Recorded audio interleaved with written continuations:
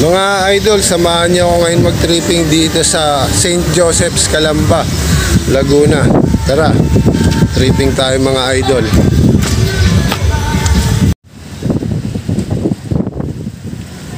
Mga idol, pasyalan natin tong Maria Model House, loaded type, dress up model house. Meron tong 54 square meter ang lot, then 32 square meter ang floor. Mga idol, pasukin natin itong model house na to para makita natin yung interior design niya. Dress up po kasi ito. Ito yung taas ng bubong niya kasi lofted nga. Ayan mga guys, pasukin natin loob ng bahay. Ayan, kung mapapansin nyo, naka-base talaga yung bahay. May mga disenyo na, may mga pintura na, may mga gamit na mga idol. Kasi dress up nga po ito. Ito yung provision ng sala, entertainment.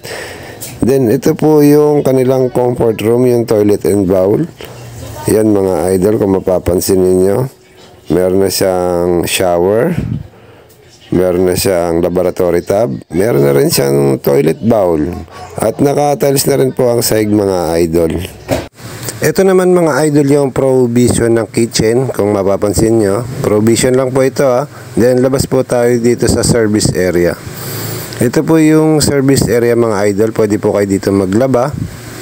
Yan mga idol, kung mapapansin nyo, bakante po. Malaki po yung bakante sa likod. Pwede nyo po extend yung bahay hanggang dito sa likod. Pwede nyo isagad. Pero upon tripping na natin pag-uusapan mga idol, pasok po tayo ulit. Isara muna natin mga pinto idol. Akit naman tayo sa taas. Doon naman namin kayo ituturo sa attic o yung lofted. Yan mga idol. Ito yung hagdanan niya. Akit tayo. Ito mga idol. May kita ninyo yung pagkakahati ng bahay. Parang ang dating kasi nito mga idol, may terrace sa taas, no? Then ito yung provision ng kwarto.